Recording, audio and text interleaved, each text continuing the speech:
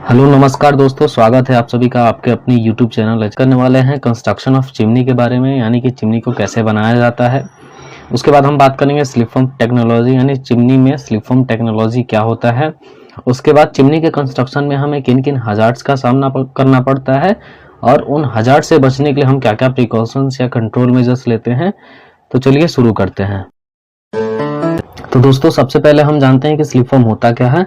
Slip formwork system is a system in which formwork is continuously raised by hydraulic equipment named jack। यानी slip foam system एक ऐसा system होता है जिसमें formwork को continuously vertical raise किया जाता है हाइड्रोलिक इक्विपमेंट की मदद से, जिसे जैक्स कहा जाता है। The act of sleeping is continuous process and thus the name sleep foam. Sleep foam में जो स्लिपिंग प्रोसेस होता है वो एक कंटिन्यूअस प्रोसेस होता है, इसके वजह से इस पूरे फॉर्मवर्क को स्लिप फोम कहा जाता है।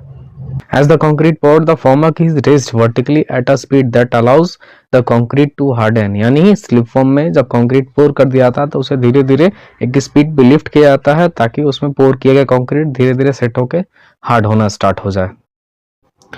तो दोस्तों, अब हम बात करने वाले हैं स्लिप फोम में वर्किंग प्लेटफॉर्म्स के बारे में, जिन्हें डेक्स भी कहा जाता है।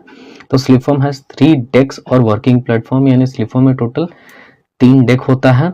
इसमें सबसे पहला है अपर डेक। ये आप पिक्चर में देख सकते हैं, ये वाला जो पार्ट है ये अपर डेक है। इसका use mainly to deliver concrete and fixing reinforcement.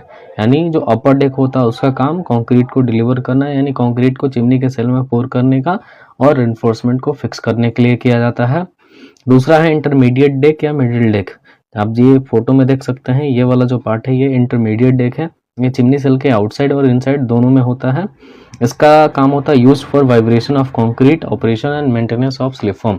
यानी कंक्रीट को पोर करने के बाद वाइब्रेटर चलाने के लिए इस डेक का यूज होता है और स्लिप फोम को ऑपरेट और मेंटेन करने के लिए इस डेक का यूज किया जाता है। उसके बाद है लोअर डेक। इसको मेसन झूला भी कहा जाता है। इसका यूज फिनिशिंग और क्यूरिंग के लिए किया जाता है। ये भी आपका चिमनी के सेल के इनसाइड और आउटसाइड दोनों साइड में होता है। दोस्तों, अब हम बात करने वाले हैं स्लिप फोम के कुछ पार्ट्स के बारे में। सबसे पहले स्लिप फोम के टॉप पे स्पाइडर बीम्स और मेन ट्रसेस का इरेक्शन होता है।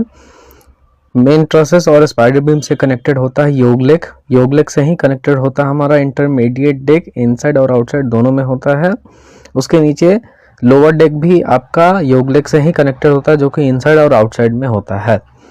योगलेग के सबसे लोअर पार्ट से कनेक्टेड होता है सॉर्टर प्लेट्स, जिसमें कंक्रीट को पोर किया जाता है और ऊपर की तरफ लिफ्ट किया जाता है। जैसा कि आप बगल के पिक्चर में देख सकते हैं, ये वाला जो पार्ट है ये है योगलेग। योगलेग से ही नीचे में ये सॉर्टर प्लेट्स कनेक्टेड है, जिसमें ऊपर से कंक्रीट को पोर किया जाता है। स्लिप फोम को लिफ्ट करने के लिए हाइड्रोलिक जैक्स का यूज किया जाता है, जो कि योगलेग के सेंटर में फिक्स किया गया होता है। ये सभी जितने भी योगलेग्स होते हैं उनमें सब में ये हाइड्रोलिक जैक फिक्स होता है।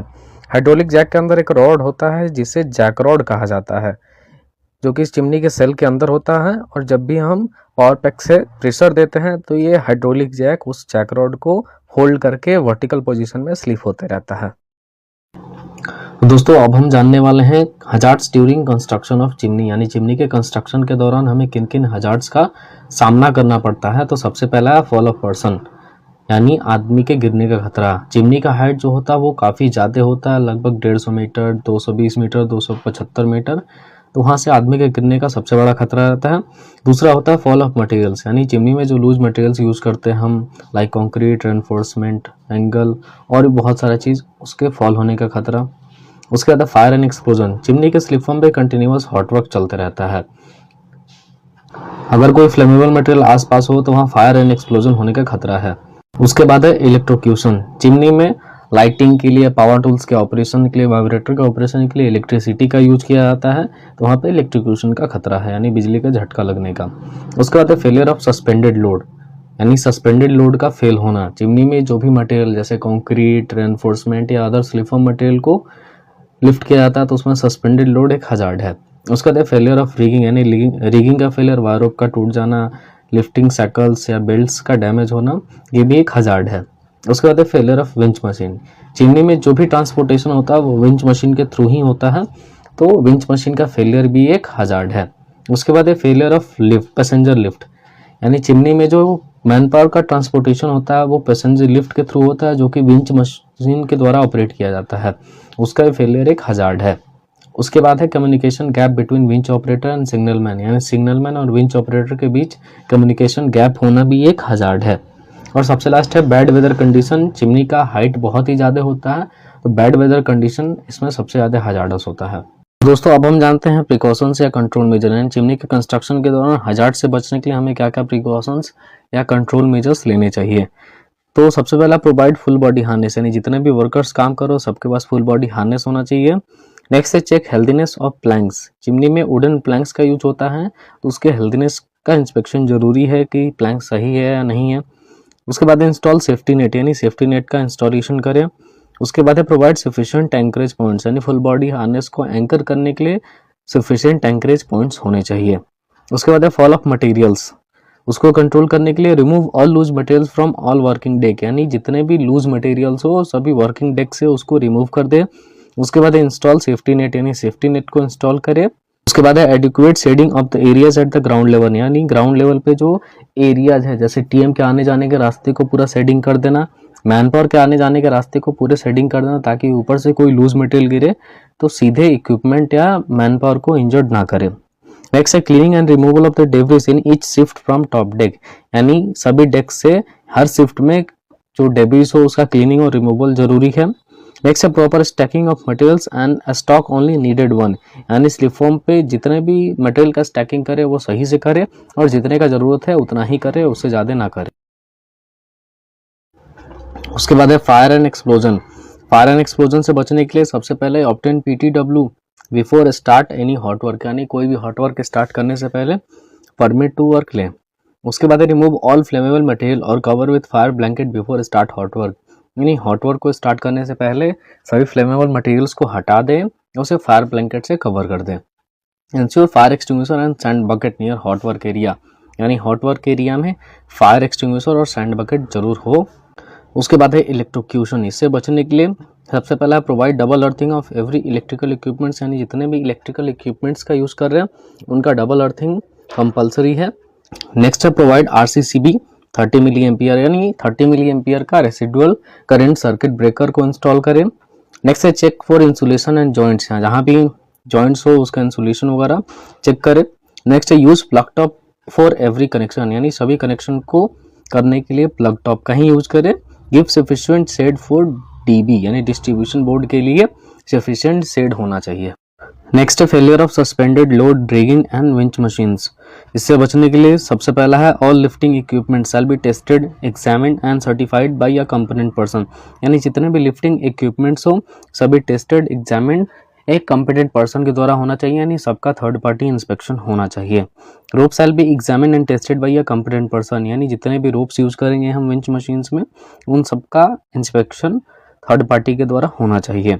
Every lifting appliances shall be marked with its SWL, यानी जितने भी लिफ्टिंग अप्लायंसेस हो सब पे उसका SWL यानी सेफ वर्किंग लोड मार्क होना चाहिए। Deployment of trained operator and signaller, यानी ट्रेंड ऑपरेटर और सिग्नल मैन होना चाहिए। Ensure precaution to prevent person passing under suspended load, यानी आदमी को सस्पेंडेड लोड से पास होने से बचाने के लिए कोई प्रिकॉशन लेना, जैसे बैरिगेट्स या साइन बोर्ड्स प्रोवाइड करें। नेक्स्ट है daily monthly and quarterly inspection of equipment by a responsible person, यानी मशीन का डेली मंथली और क्वार्टरली इंस्पेक्शन के लिए कोई रिस्पॉन्सिबल पर्सन होना चाहिए जो उसको करे। नेक्स्ट है फेलियर ऑफ पैसेंजर लिफ्ट, इससे बचने के लिए check installation of winch machine, यानी विंच मशीन का इंस्टॉलेशन देखें कि प्रॉपर सपोर्ट है कि नहीं, उसका जो फाउंडेशन है वो हेल्दी है या नहीं। नेक्स्ट है mark the maximum safe working load of the passenger lift, यानी पैसेंजर लिफ्ट का मैक्सिमम सेफ वर्किंग लोड उस पर मार्क करे। Do not overload the passenger lift, यानी पैसेंजर लिफ्ट को ओवरलोड ना करे। इंस्टॉल ओवर ट्रैवलिंग डिवाइस, यानी ओवर ट्रैवलिंग पैसेंजर लिफ्ट ज़्यादा ट्रैवल ना करे उसके लिए लिमिट स्विच को इंस्टॉल करें। उसके बाद passenger cage must be fitted with gate, यानी पैसेंजर केज में गेट लगा होना चाहिए। Maintain register of personal using lift on daily basis, यानी जो भी पर्सन लिफ्ट का यूज करता है उसके लिए एक रजिस्टर को मेंटेन करे। नेक्स्ट है schedule inspection of machines wire rope limiting devices, यानी जितने भी मशीन वायर रोप्स और लिमिटिंग डिवाइसेस है उसका शेड्यूल इंस्पेक्शन होना चाहिए। नेक्स्ट है कम्युनिकेशन गैप, इससे बचने के लिए adoption of proper communication system like walkie talkie, buzzer etcetera, यानी कम्युनिकेशन गैप को खत्म करने के लिए वॉकी टॉकी या बजर सिस्टम का यूज करें। उसके बाद है bad weather condition. Bad weather condition से बचने के लिए proper communication through walkie talkie और बजर, यानी कम्युनिकेशन करे वॉकी टॉकी और बजर से।